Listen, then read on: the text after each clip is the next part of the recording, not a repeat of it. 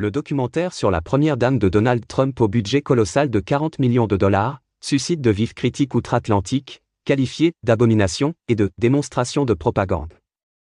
2 heures de pur enfer. Ce sont les mots utilisés par The Guardian pour qualifier le documentaire sur Melania Trump, sorti le 30 janvier dans plus de 1500 salles de cinéma à travers les États-Unis.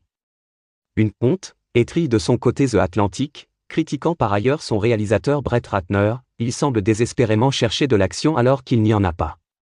Sa caméra suit la première dame comme un chien de salon. Ce coûteux documentaire de propagande a de quoi faire rougir la Corée du Nord, écrit The Hollywood Reporter, n'oubliant pas de rappeler les accusations d'agression sexuelle pesant contre son réalisateur, Brett Ratner.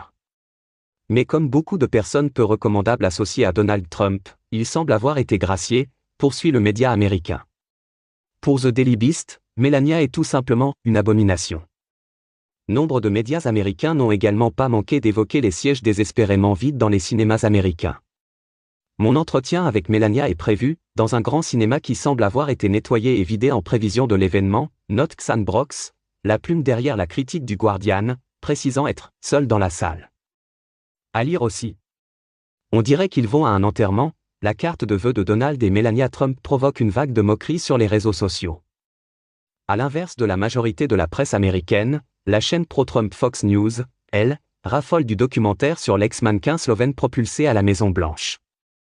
Qualifié de « triomphe », la chaîne estime que c'est un revers cuisant pour ses adversaires. Un investissement de 40 millions pour Amazon. Le documentaire d'1h44 suit Melania Trump pendant les 20 jours la séparant de la seconde investiture de son mari à la présidence des États-Unis.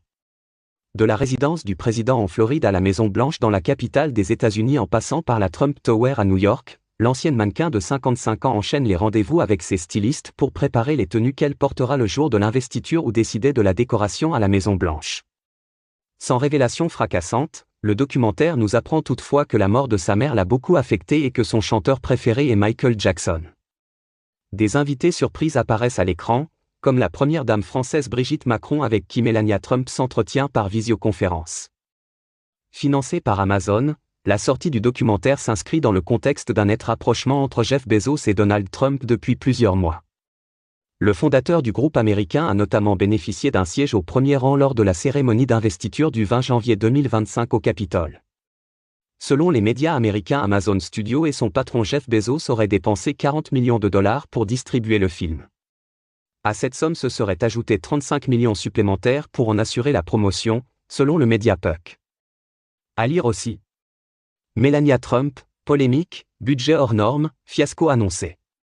4 choses à savoir sur le documentaire d'Amazon Prime sur la femme du président américain. Des médias interdits à l'avant-première. La veille de la sortie en salle, les reporters du New York Times, du Washington Post, de l'agence AP, du magazine Vanity Fair et une douzaine d'autres s'étaient vus refuser l'accès à l'avant-première du documentaire, qui s'est tenu au Trump Kennedy Center, dans la capitale américaine.